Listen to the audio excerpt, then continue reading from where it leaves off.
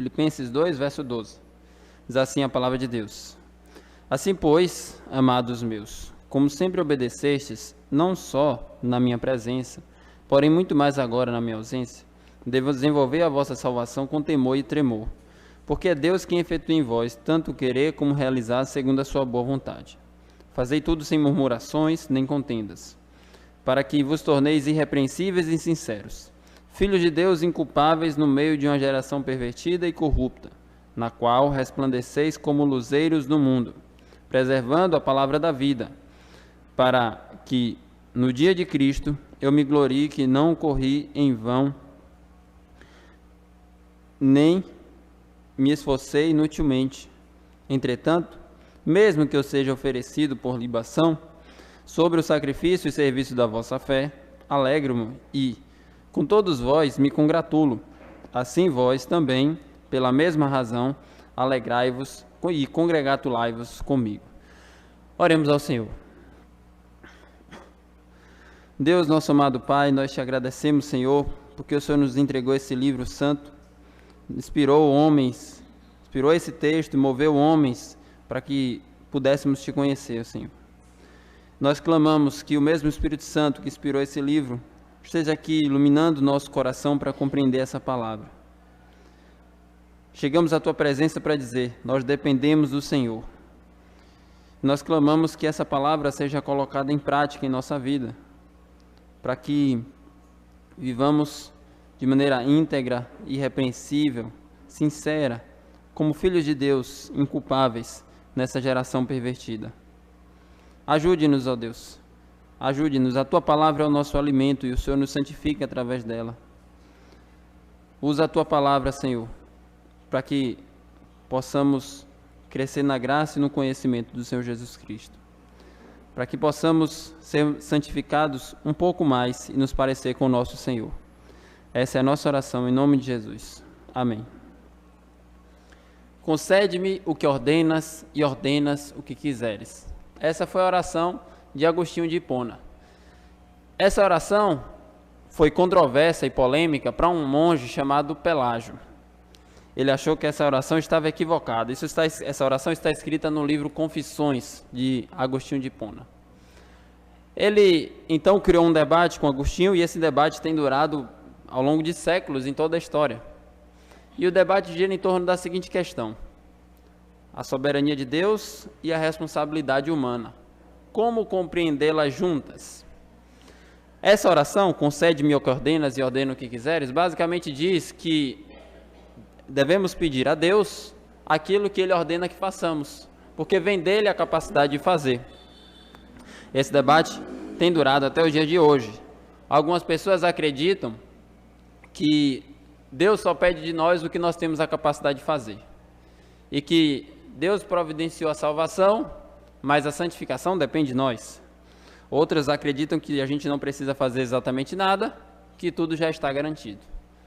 E esse texto que nós acabamos de ler, Filipenses 2, especialmente o verso 12 e 13, trata com perfeição, e talvez seja o texto mais claro da Bíblia, que mostre qual é a linha perfeita sobre esse assunto. E é esse texto que nós vamos ver hoje. A santificação como um processo que Deus opera em nós, e nós estamos ativos nesse processo. Paulo diz no versículo 12, assim, pois, que em outra tradução também diz, portanto. Essa expressão, assim, pois, ou portanto, é uma expressão de conclusão, que remete ao que estava sendo dito antes. E o que é que ele falou antes? Quem tem boa memória para lembrar do último domingo? Uma semana apenas. Filipenses 2, do 1 ao 11, ele falou sobre não fazer nada por partidarismo ou vanglória, mas por humildade, considerando cada um os outros superiores a si mesmo, e ter o mesmo sentimento que houve também em Cristo Jesus, que, subsistindo em forma de Deus, não julgou como usurpação ser igual a Deus, antes a si mesmo se esvaziou, assumindo a forma de servo, tornando-se em semelhança de homens, reconhecido em figura humana, e se humilhou até a morte, morte de cruz. E Deus o exaltou sobremaneira, lhe deu o nome que está acima de todo nome, para que o nome de Jesus se dobre todo o joelho nos céus, na terra e debaixo da terra, e toda língua confesse que Jesus Cristo é o Senhor, para a glória de Deus Pai. Foi sobre isso que ele falou. Ele falou que nós devemos ter humildade em nossos relacionamentos. E a base, o fundamento da nossa humildade é o Evangelho, é a pessoa e a obra de Jesus. Olhe para Jesus, seja constrangido pelo seu amor, por tudo que ele fez e reflita o caráter dele. Essa expressão, tende em vós o mesmo sentimento que houve também em Cristo Jesus. Ou seja, devemos, como cristãos, sermos imitadores de Cristo Jesus. E aí ele faz essa conexão e também aplicação deste ensino. Assim, pois, ou, como eu disse em outra tradução, portanto, visto que Jesus, ele foi obediente até a morte, visto que Jesus é o Senhor, ele diz, amados meus, como sempre obedeceste, também, não só na minha presença, muito mais agora na minha ausência. Ou seja, visto que Jesus foi obediente até a morte, vocês devem ser obedientes também. Visto que Jesus foi exaltado e é chamado de Senhor, vocês devem obedecê-lo como Senhor. E esse trecho mostra para nós algo bem interessante, que eu falei um pouco na semana passada e vale a pena repetir hoje. Paulo fala do versículo 5 ao 11 sobre a humilhação e exaltação de Jesus. E a partir disso ele traz aplicações extremamente práticas. Isso mostra para nós que o estudo de Cristo, o estudo de Deus, o estudo do Evangelho, o estudo da teologia, o estudo sobre o plano de Jesus Cristo tem aplicações práticas para as nossas vidas. Nós muitas vezes somos enganados por pessoas que dizem que doutrina não tem valor. Doutrina é discussão meramente teórica. Para Paulo, não. Doutrina é discussão profundamente prática. Paulo fala que Jesus foi humilde, portanto devemos ser humildes. Jesus foi obediente, portanto devemos ser obedientes. Você percebe então que a base da sua vida cristã está em Jesus. Não é meramente cumprir regras porque você é cristão, porque você vai para a igreja, porque você é batizado. Não. O fundamento de tudo é você compreender a luz de Jesus Cristo. E é isso que Paulo está fazendo aqui. Então, quando você medita em Jesus Cristo, na sua obra, o que ele fez por nós, na sua humilhação e na sua exaltação, isso deve refletir na sua vida prática. Se Jesus é o Senhor, você deve viver como ele sendo o Senhor, de fato. É isso que Paulo faz aqui. E ele diz, obrigado, irmão. Assim, pois, amados meus, como sempre obedecestes, não só na minha presença, porém muito mais agora na minha ausência. Então, aqueles irmãos eram obedientes, eles eram cooperadores com o Evangelho, eles eram empenhados na obra do reino de Deus. Mas Paulo diz que eles deveriam ser obedientes a Deus, não apenas na presença do próprio Paulo, mas também na ausência do Paulo, na ausência do apóstolo. Por quê? Ele diz que Paulo, como nós já vimos, estava preso e os irmãos deveriam ser obedientes a Deus, independente da presença de Paulo, e ele estando preso, ele queria ver os irmãos crescendo e progredindo na fé. Ele já havia falado isso no capítulo 1, versículo 27, quando ele diz, vivei acima de tudo por modo digno do Evangelho, para que, ou indo ver-vos, ou estando ausente, ouça no tocante a vós outros que estáis firmes, em um só espírito, como uma só alma, lutando juntos pela fé evangélica. Então, o que Paulo está dizendo para aqueles irmãos é, crescimento espiritual de vocês, a santificação, a vida com Deus, não deve depender da minha presença. Eu estou preso, eu estou ausente, eu posso morrer, mas vocês devem continuar olhando para Jesus. A sua vida com Deus não deve depender de homem algum. Você deve sempre olhar para Jesus Cristo. Você pode ser muito apegado ao exemplo daqueles irmãos, a um personagem como Paulo. Mas Paulo estava preso e não poderia mais estar presente com aqueles irmãos. Poderia, como eu disse, acabei de dizer, morrer. Mas você deve continuar caminhando e crescendo na fé. Ele disse isso também, de outra forma, no capítulo 1, versículo 21 ao 26, que ele estava interessado no crescimento daqueles irmãos. Capítulo 1, versículo 21 ao 26, quando ele diz, porquanto para mim o viver é Cristo e o morrer é lucro. Entretanto, se viver na carne traz fruto para o meu trabalho, já não sei o que hei de escolher. Ora, de um e de outro lado sou constrangido, tendo desejo de partir e estar com Cristo, que é incomparavelmente melhor. Mas por vossa causa é mais necessário permanecer na carne. E convencido disto, estou certo de que ficarei e permanecerei com todos vós para o vosso progresso e gozo da fé, a fim de que aumente quanto a mim o motivo de vos gloriardes em Cristo Jesus pela minha presença de novo convosco.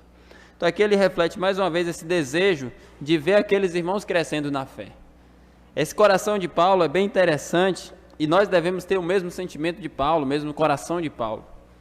Ele não está ali escrevendo uma carta para dizer, meus irmãos, aqui a masmorra é muito fria, a comida é ruim, a comida estragada. aqui eu estou passando mal, não estou conseguindo dormir direito. Ele não está falando de si mesmo. Quando ele falou de si mesmo foi muito pouco. Ele diz, olha, eu estou feliz porque o evangelho está se expandindo, independente da minha situação. Então, quando ele fala de si mesmo, é a partir da ótica do evangelho. E agora, nós vimos em diversos versículos, capítulo 1 e capítulo 2, que o foco e o interesse dele é no crescimento espiritual daqueles irmãos. Então, o coração de Paulo não está na sua própria situação, está em outro. E nós devemos ter esse sentimento de não olhar para a nossa vida como sendo o centro de tudo, mas apesar das nossas dificuldades, perceba que ele é um homem que está sofrendo, ele está numa cadeia por pregar o evangelho, sofrendo em condições físicas, mas ele está feliz porque está vendo o reino de Deus se expandindo e ele está interessado, empenhado em ver o crescimento espiritual daqueles irmãos. E ele diz, como sempre obedeceste, não só na minha ausência, porém muito mais agora não só na minha presença, porém muito mais agora na minha ausência, desenvolvei a vossa salvação com temor e tremor. Essa palavra se desenvolver dá a ideia de trabalhar continuamente para realizar ou completar alguma coisa. Então o que Paulo está dizendo para eles, que se aplica a nós, é trabalhe continuamente para realizar a sua salvação. É uma expressão que soa até estranho para nós, mas é o que o texto diz. Que vale a pena dizer que a salvação de modo algum é pelas obras, a Bíblia fala isso em diversas maneiras. Efésios 2, 8 e 9. A salvação é pela graça, mediante a fé, não por obras, para que ninguém se glorie, não vem das obras, é dom de Deus. Então, o que é que significa desenvolver a salvação? Desenvolver a salvação é você colocar em prática os ensinos que Paulo havia acabado de mencionar. Ele falou do capítulo 2, 1 a 11, sobre humildade.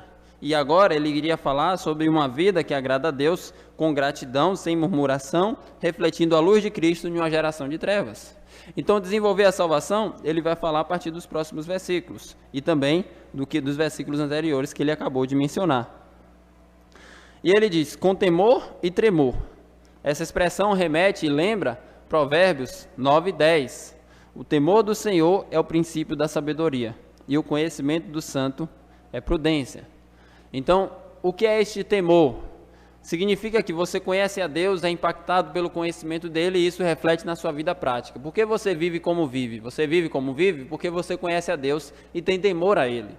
Então ele está dizendo, desenvolver a vossa salvação com temor e tremor. Visto que você conhece Jesus e toda a sua obra do Evangelho da Salvação, você vai considerar isso aplicando à sua vida. É isso que ele está dizendo.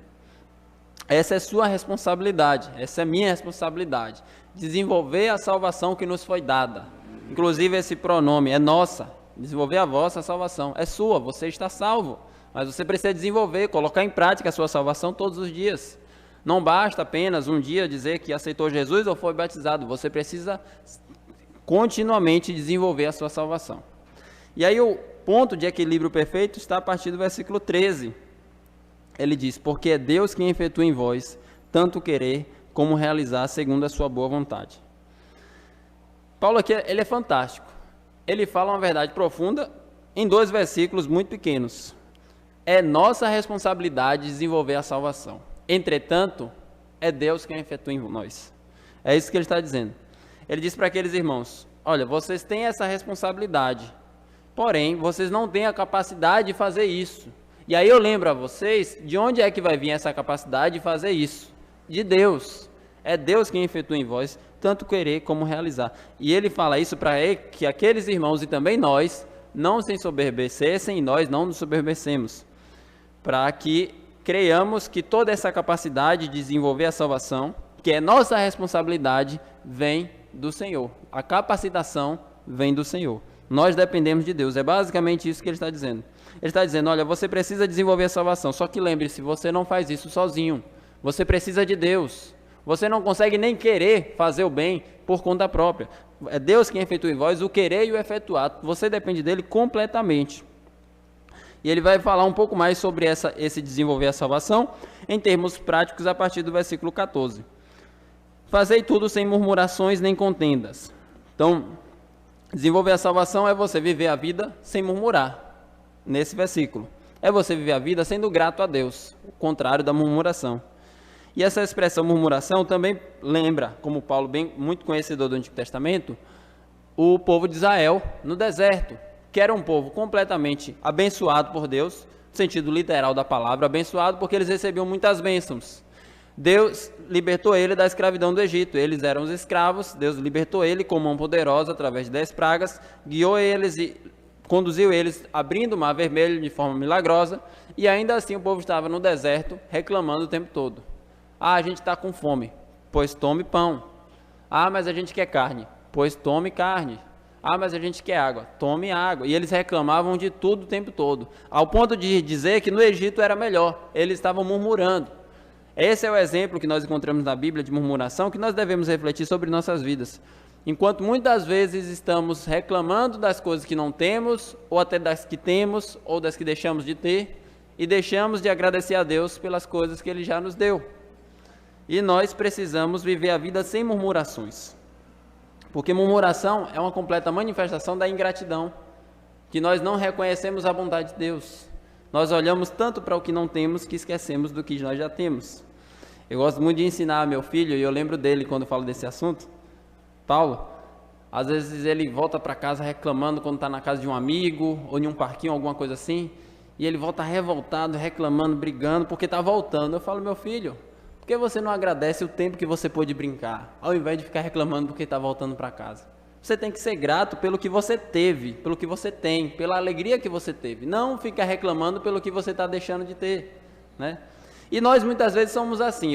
O exemplo da criança mostra o que nós somos no íntimo.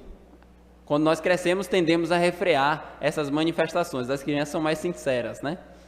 Então nós temos essa tendência de simplesmente reclamar. E às vezes nós não falamos, mas está lá no nosso coração. E esse é até pior, porque nós não externalizamos para as pessoas, ninguém pode até nos confrontar e nos repreender, mas está lá nossa murmuração contra Deus. E quanto a isso, devemos pedir que Deus sonde nosso coração e nos ajude a sermos conformados à vontade dEle.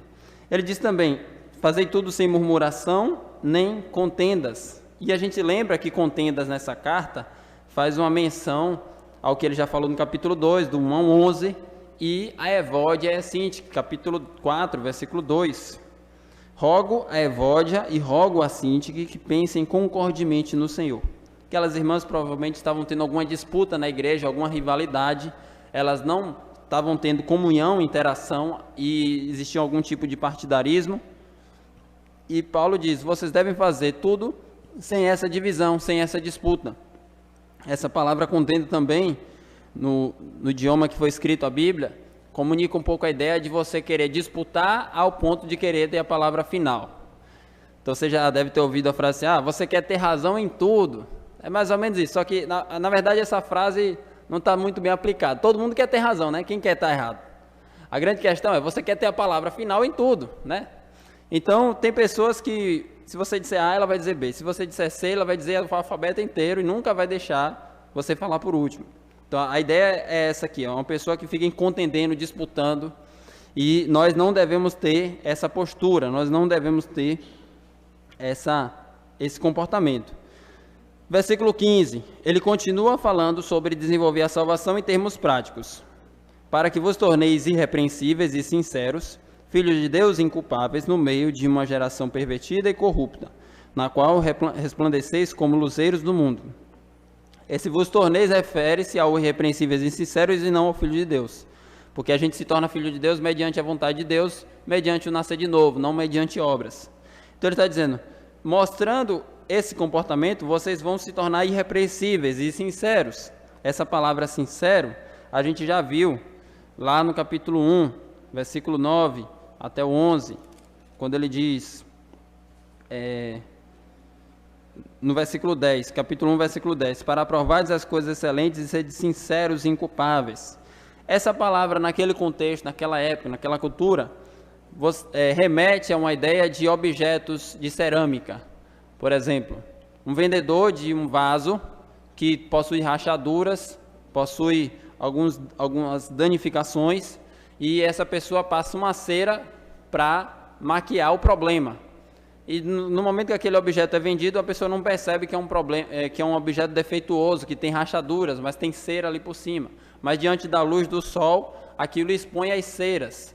Então, a ideia de a palavra sincero vem de você buscar um objeto sem cera. Daí que vem a nossa palavra também. Sem cera é um objeto sem maquiagem, que está exposto ali o que ele é. Não corre o risco de você comprar algo pensando que é perfeito e depois descobrir que tem suas falhas. É o que está ali, é como é de fato. Por isso que vem essa palavra. Então, aqui está dizendo, para que vos torneis irrepreensíveis e sinceros, filho de Deus inculpáveis, no meio de uma geração pervertida e corrupta. Essa expressão, geração pervertida e corrupta, vem da mesma palavra escoliose, que é a ideia de uma coluna torta. Então, o que o texto está dizendo é que essa nossa geração está torta. É uma geração pervertida, é uma geração desviada. Desviada não no sentido evangélico da coisa, mas no sentido de uma geração completamente desviada do caminho de Deus, caminhando em direção oposta. E ele está dizendo aqui, o nosso papel é mostrar o caráter e a santidade de Deus. Nós devemos ser essas pessoas irrepreensíveis, sinceras, inculpáveis, mostrando que somos filhos de Deus no meio de um mundo caído. E essa ideia aqui é bem interessante porque mostra desde o início da Bíblia, desde o início do mundo, que há o mundo, uma divisão em dois grupos, ou em duas, entre aspas, gerações. Os filhos de Deus e os filhos das trevas. Nós somos filhos da luz. E nós, como filhos da luz, devemos refletir um caráter diferente dos filhos das trevas. Não há compatibilidade, Paulo fala isso em 1 Coríntios, que comunhão há entre Cristo e Belial. Então nós devemos ser diferentes. Devemos ter um pensamento diferente, atitudes diferentes, motivações diferentes. Obviamente que vamos ter alguns pontos de contato, mas a essência nós somos diferentes. Sua visão de mundo é diferente. Falei um pouco sobre isso hoje pela manhã. O que você pensa sobre dinheiro deve ser diferente do que uma pessoa que é ímpia pensa sobre dinheiro. O que essa pessoa pensa sobre casamento e família deve ser diferente do que você pensa sobre casamento e família. O que você pensa sobre igreja é diferente do que o mundo pensa sobre igreja. O que você pensa sobre trabalho, a sua motivação para ir trabalhar dia após dia deve ser diferente da motivação de um ímpio ir trabalhar. Sua motivação em tudo é glorificar Deus e o ímpio jamais terá isso. Então, se nós olharmos, existem diferenças e nós devemos ser diferentes. O grande problema é quando nós não vemos essas diferenças. Então, nós devemos ser diferentes porque nós somos luz, e luz e trevas são diferentes mesmo. E aqui nós já vimos um pouco da nossa função. E nós lembramos do texto de Mateus, capítulo 5, versículo 13 ao 16, que o Senhor Jesus diz: vós sois o sal da terra. E a função do sal, diante daquele mundo antigo que não tinha refrigério, não tinha refrigerador, não tinha congelador, geladeira, era retardar o apodrecimento de um alimento, de uma carne, por exemplo, porque espantava os insetos ou coisas do tipo, e suas próprias funções químicas. Além disso, era dar sabor também. Então essa é a nossa função nesse mundo. O mundo que está em trevas e degeneração, caminhando em direção ao pecado, a nossa função é retardar esse apodrecimento, mostrando a luz. O mundo que está em escuridão, por meios morais e intelectuais, amando a mentira, amando o pecado, nós temos esse dever de mostrar qual é a verdade de Deus e o caráter aprovado pelo Senhor. Por isso que o mundo não gosta de nós. E não é diferente que seja. Jesus falou isso, João falou isso na sua epístola. Não é estranho que o mundo nos odeie. Jesus disse: o mundo odiou a mim primeiro. Se nós somos luz, nós falamos a verdade e o mundo ama a mentira, o que é que vai acontecer? O mundo vai nos odiar. Isso é o natural. O mundo vai nos rotular de diversos nomes para basicamente dizer que nós não somos aceitáveis. E isso é o natural. Por que isso acontece? Porque eles odiaram o nosso Deus primeiro. E nós estamos refletindo o caráter do nosso Senhor. Esse é o nosso chamado, essa é a nossa missão. Se você parar para pensar, por exemplo, por que Deus simplesmente não te chama para o céu no momento que você se converte? Para você nunca mais pecar. Ele quer que você continue aqui. Isso é um chamado, isso é uma missão, isso é uma vocação. E o seu chamado, a sua missão, é ser luz nesse mundo, é ser sal nesse mundo. A palavra aqui, nós somos como luzeiro, né? Você está dirigindo um carro em uma estrada escura, densamente escura, e você liga o farol, e você consegue então olhar a estrada que deve se caminhar, ver a realidade das coisas como são. Nós somos assim, essa luz que mostra a realidade dos fatos. E quando ligamos a luz, muitas vezes incomodamos pessoas que vivem nas trevas. Mas essa é a nossa função, esse é o nosso chamado. nós não podemos deixar de brilhar.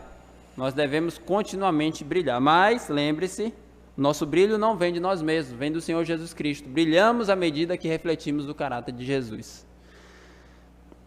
O verso 16, ele continua mostrando como é que nós colocamos tudo isso em prática.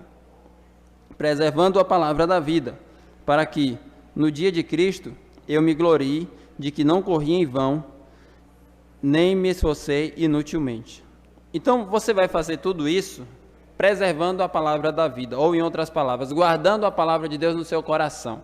Salmo 119. Guarda as tuas palavras no meu coração para não pecar contra ti. Como é que Deus nos santifica? João 17:17. Santifica-os na verdade, a tua palavra é a verdade. Nós precisamos viver nesse mundo como luz, guardando, preservando a palavra da vida, guardando a palavra de Deus em nós. Isso é não apenas opcional, mas é indispensável, é necessário, nós precisamos. Eu falei um pouco disso sobre hoje pela manhã. A Bíblia é o nosso alimento, precisamos ir a ela continuamente. Como foi que Jesus se manteve fiel diante das tentações? Está escrito. Ele disse, recitou a Escritura. Nós precisamos da Escritura. Se Jesus, o Filho de Deus, para se manter fiel a Deus nesse mundo, precisou da palavra de Deus, nós, meus irmãos, precisamos igualmente.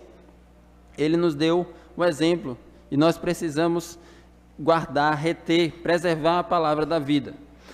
Quando ele diz essa expressão, e eu me glorie, desculpa, e eu me glorie de que não corri em vão, ele já expressou o desejo, ele já comunicou o desejo de se alegrar com o crescimento espiritual daqueles irmãos. E essa ideia, não corri em vão, você pode imaginar uma corrida, pensa, por exemplo, uma maratona, 42 quilômetros.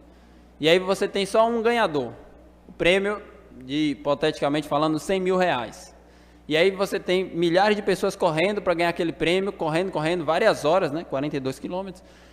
Mas só uma pessoa ganha. E o segundo colocado, que se acabou, aplicou toda a energia, se esforçou, está cansado, com o corpo todo quebrado de tanto correr, não ganhou nada.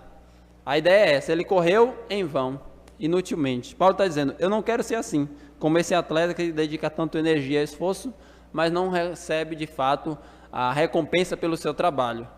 Então, qual é o trabalho que Paulo está falando? O meu esforço e a minha energia está sendo aplicada em ver as pessoas sendo salvas, em pregar o Evangelho e pregar a palavra de Deus para a edificação dos cristãos. E ele não quer que esses irmãos se perdessem, ele quer que aqueles irmãos cumprissem a missão e a vocação deles. E ele diz, a minha alegria será essa. E aí ele volta a falar brevemente sobre a sua situação. No versículo 17, ele diz, entretanto, mesmo que eu seja oferecido por libação, sobre o sacrifício e serviço da vossa fé, alegro-me e, com todos vós, me congratulo.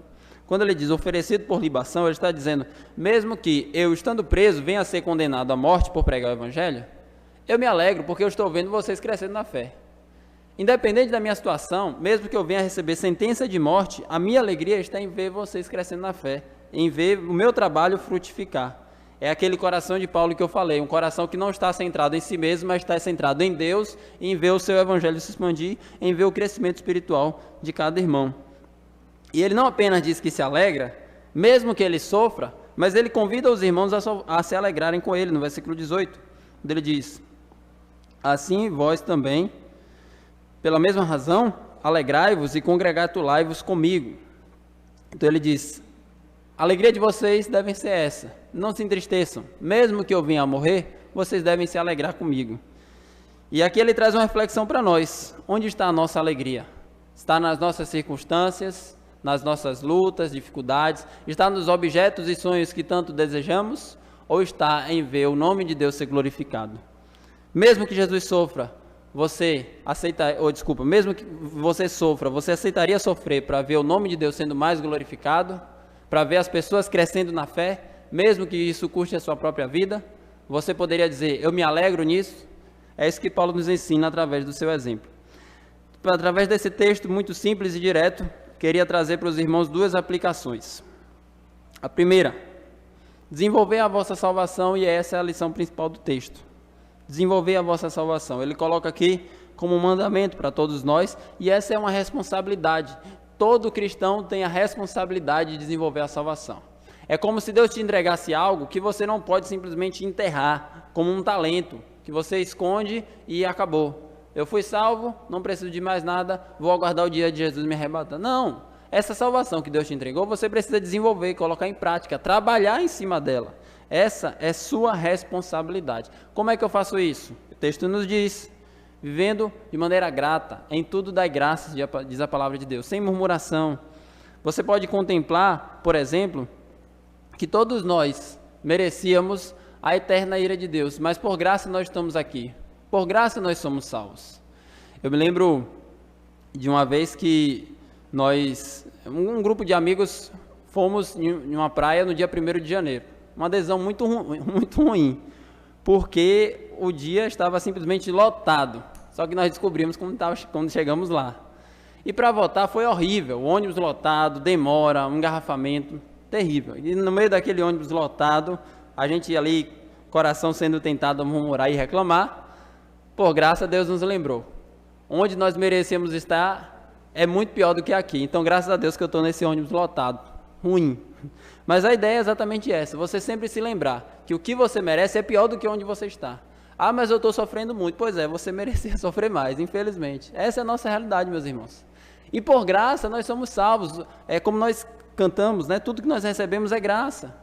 Se nós estamos aqui hoje, nós temos salvação, nós temos esperança, nós temos vida eterna. As misericórdias do Senhor são a causa de não sermos consumidos, elas se renovam a cada manhã. A cada dia que amanhece, você deve ver como a misericórdia de Deus se renovando sobre a sua vida, porque nós estamos recebendo muito mais do que nós merecemos. Desenvolver a salvação é viver para Jesus, considerando como o Senhor em todas as áreas da sua vida. Ele mesmo disse isso. João 15:14.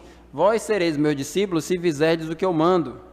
Então, em tudo, nós devemos reconhecer que Jesus é o Senhor. Em todas as coisas, vivendo para Ele. A salvação não é apenas aceitar Jesus, vir aqui à frente, se batizar, um momento de decisão, um momento de conversão.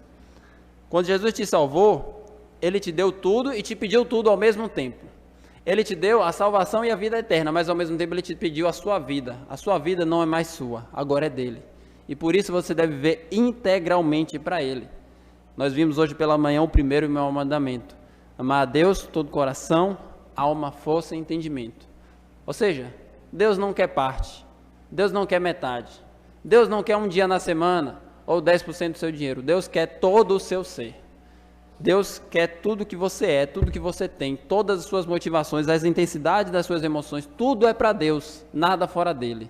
E Ele chega a nos dizer, ninguém pode servir a dois senhores. Se você der parte para Deus, Ele rejeita o todo. Não dê parte, dê tudo para Deus, porque tudo pertence a Ele. E Ele de fato nos comprou, por isso nós pertencemos ao Senhor.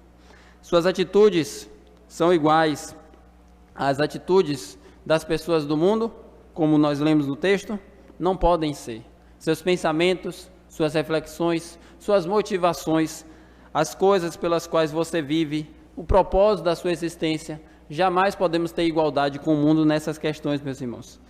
E não devemos se deixar seduzir, como o mundo tenta nos enganar muitas vezes, sutilmente entrando nas igrejas, como eu falei um pouco hoje, por meio de novelas, filmes, seriados, por meio de diversos recursos, jornais.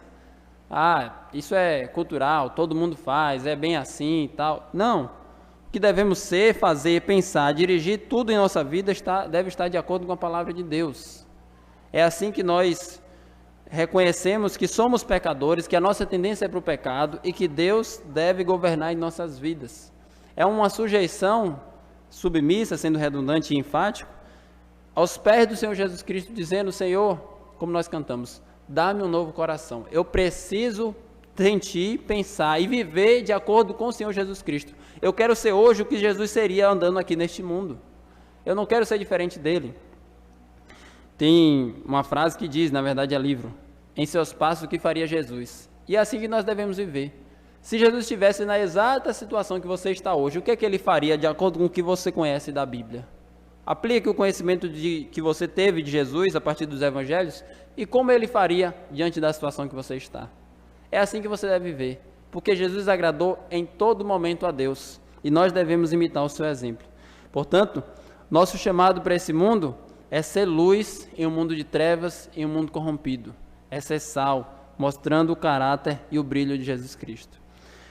A segunda aplicação que nós temos a partir desse texto é Deus quem opera em vós. Aqui está o maravilhoso paradoxo. O que é que significa paradoxo? Paradoxo é a aparente contradição, mas que faz sentido. Então, Paulo diz em Filipenses 1, versículo 6: estou plenamente certo de que aquele que começou boa obra em vós há de completá-la até o dia de Cristo Jesus. Paulo diz, eu tenho certeza que Deus, que começou a obra na vida de cada um de vocês, Ele vai completar. Mas no capítulo 2 ele diz, desenvolver a vossa salvação com temor e tremor. Será que se contradiz? Será que essas afirmações são contrárias? Ué, não é Deus que está começando e vai completar? Por que eu preciso desenvolver? Ele harmoniza essas ideias, essas informações no versículo 13. Deus começou e Ele vai completar. Mas nesse meio tempo você vai desenvolver, porque é Ele quem efetua em vós tanto querer como efetuar. E aqui o que nós acabamos de ver sobre a salvação em nossa vida é o que Romanos 11:36 diz. Porque dele, por meio dele e para ele são todas as coisas. A nossa salvação vem de Deus, é sustentada por ele e tem como objetivo final a glória dele. Então, é isso que nós aprendemos. Esse é o paradoxo que devemos levar para a vida. Devemos lutar pela nossa salvação, devemos desenvolver, trabalhar para aplicar a nossa salvação na prática todos os dias, sabendo que essa capacitação vem de Deus e tendo essa certeza, não estamos trabalhando em vão. Aquele que começou a boa obra vai completar na sua vida. Confie nisso. Se tem alguém aqui, infelizmente, caído, prostrado, que tem se sentido fracassado, mas é um cristão genuíno de fato, que tem tropeçado na fé, clame a Deus por forças. Se você não tem conseguido orar, não tem conseguido ler a Bíblia, não tem conseguido ter disciplina, não tem conseguido buscar o Senhor como Ele merece e é digno, clame a Ele. Lembre-se, é Deus quem efetua em vós, você não tem capacidade. Eu não sou coach, estou longe de ser isso, não quero ser. Eu não estou aqui para dizer que você é a pessoa mais poderosa do mundo, não, você não é, você depende dEle, você precisa do Senhor, clame, Senhor, opere em mim o querer e o efetuar. Se você tem passado por dias frios, desanimados, não tem nem vontade de ler a Bíblia, não tem vontade de orar, não tem vontade de ir a Deus, não pense que isso não pode acontecer com você, pode acontecer com qualquer um. Clame a Deus, Senhor, me dá a vontade, me dá o amor, me dá o zelo. Seja sincero, Deus, me dá o desejo e fome pela Tua palavra, me dá desejo e fome por estar Te buscando em oração, me dá desejo e fome para Te engrandecer e louvar porque Tu és digno. Clame a Ele, porque Ele quem efetua em vós o querer. Mas se você já quer e não tem conseguido, e tem tropeçado e tem se sentido, como eu disse, fracassado, lembre-se, o efetuar também vem dele. Isso é muito esperançoso, deve ser para todos nós. Porque essa capacitação não está em mim, não está em você, mas está naquele que quer nos ver prosperar na nossa caminhada cristã. Se é a vontade dele, meus irmãos, ele fará. Clame com fé, pedindo, Senhor, me ajuda. Eu sou fraco e Tu és forte, opera a Tua força em mim. E é dessa maneira que Deus tem alegria em mostrar o seu poder em nossas fraquezas. Paulo disse isso em 2 Coríntios capítulo 12, pois o seu poder se aperfeiçoa na minha fraqueza, enquanto eu estou fraco, então eu estou forte. E se é assim que Deus é glorificado, que Ele seja glorificado, porque todos nós somos fracos, a realidade é essa, nós dependemos do Senhor, e só Ele é forte. Que essa seja a nossa oração, concede-me o que pedes e ordenas o que quiseres. E se tem alguém aqui, você que tem conseguido desenvolver a salvação, caminhar, e tem prosperado na fé cristã, glorificar a Deus em todas as áreas da sua vida. Isso é muito alegre, isso é motivo de muita felicidade. Lembre-se, a partir desse texto, Deus não divide a sua glória com ninguém. Muitas pessoas dizem, como eu falei lá no início, salvação vem de Deus, mas a santificação é com você. Como se agora a bola está no seu pé. A jogada é você quem vai decidir se vai fazer o gol ou não. Mas não é bem assim. De fato, é sua responsabilidade, falei disso o tempo todo nessa mensagem, desenvolver a salvação. Não temos como fugir disso. Entretanto, lembre-se, a glória é sempre de Deus e Ele não divide com ninguém. A salvação é totalmente de graça. Inclusive, o que nós fazemos é a graça de Deus em nós. João, capítulo 15, versículo 4 e 5. São textos que eu cito aqui repetidas vezes, mas eu gosto de ler para mostrar que não é nem paráfrase, é citação direta do texto. João 15, verso 4 e 5. João 15, verso 4 e 5 diz assim: permanecei em mim, e eu permanecerei em vós. Jesus falando. Como não pode o ramo produzir fruto de si mesmo, você percebe? Não pode. Você não pode produzir fruto de si mesmo. Nós somos incapazes, é impossível. Se não permanecer na videira, assim nem vós podeis dar, se não permaneceis em mim. Alguém pode dar fruto se não estiver em Cristo, se não estiver unido a Ele, assim como um ramo precisa dos nutrientes fornecidos pelo tronco, nós precisamos de Jesus que nos fornece tudo para conceder, para viver da forma que o agrada, para dar frutos. E o versículo 5, eu sou a videira, vós os ramos. Quem permanece em mim e eu nele, esse dá muito fruto, porque sem mim nada podeis fazer. Essa frase eu tenho guardado na memória e eu desejo que você guarde ela no coração também, para que você se lembre dela todos os dias. Sem Jesus nós não podemos fazer nada. Nós precisamos do Senhor. O mundo encara isso como fraqueza, e nós somos fracos. A grande diferença dos cristãos é essa. A realidade todos são, mas nós reconhecemos que somos e dependemos do Senhor e buscamos a força que vem dele. Nós não podemos fazer nada. E ele, quando diz isso, não está interessado em nos mostrar meramente a nossa fraqueza. Mas, além disso, ele quer nos mostrar a força dele. Isso é maravilhoso e esperançoso para nós, porque quando nós reconhecemos a nossa fraqueza, nós temos a oportunidade de experimentar a força que vem de Deus, que é uma força muito superior a qualquer uma que nós poderíamos tentar demonstrar. Então, devemos nos lembrar, dependemos do Senhor. Agora nós vamos para 1 Coríntios capítulo 12, verso 6. Texto que fala sobre dons espirituais, quando você opera o dom que Deus te deu para a edificação do povo de Deus. 1 Coríntios 12, verso 6. E há diversidade nas realizações, mas o mesmo Deus é quem opera em tudo, em todos. Então quem é que te deu o dom e quem é que opera em você através do dom? É Deus. E aí nós vamos para 1 Coríntios capítulo 15, verso 9 e 10. 1 Coríntios capítulo 15, verso 9 e 10. Porque eu sou o menor dos apóstolos, que mesmo não sou digno de ser chamado apóstolo, pois persegui a igreja. Mas, pela graça de Deus, sou o que sou, e a sua graça que me foi concedida não se tornou vã. Antes, trabalhei muito mais do que todos eles. Todavia, não eu, mas a graça de Deus comigo. Maravilhoso esse texto. Paulo, o homem que mais trabalhou na história do cristianismo, que mais trabalhou para ver o nome de Jesus se espalhando pela pregação do evangelho, talvez um dos homens, ao mesmo tempo, mais piedosos que já pisou nessa terra, ele diz, é a graça de Deus comigo. Se você olha uma pessoa que demonstra muita piedade, amor por Deus, busca o Senhor, evangeliza, faz a obra de Deus, não é porque ela é a mais forte de todas, mas é a graça de Deus, e você pode ter a mesma graça, não é algo exclusivo para os especiais, é algo exclusivo para aqueles que buscam a Deus. Clame ao Senhor. E nós devemos ter essa consciência, se você de fato tem conseguido operar muitas coisas para a glória de Deus, a glória é dele, tão somente dele. E é ele que tem operado na sua vida. É a graça de Deus através de você. Assim como Paulo, ele tem operado em nós também. E que a gente jamais ache que somos bons porque fazemos coisas no reino de Deus. É Deus em nós. É Deus em nós. É o que Agostinho falou nas suas palavras. Concede-me o que ordenas, e ordena o que quiseres. Você vê um mandamento difícil na palavra de Deus que você não tem a capacidade de cumprir? Essa é a realidade, nós não temos a capacidade de cumprir. Clame a Deus, Senhor, me conceda o que ordenas, então tu podes ordenar o que quiseres. É a sua dependência de Deus que você deve manifestar e demonstrar na presença do Senhor.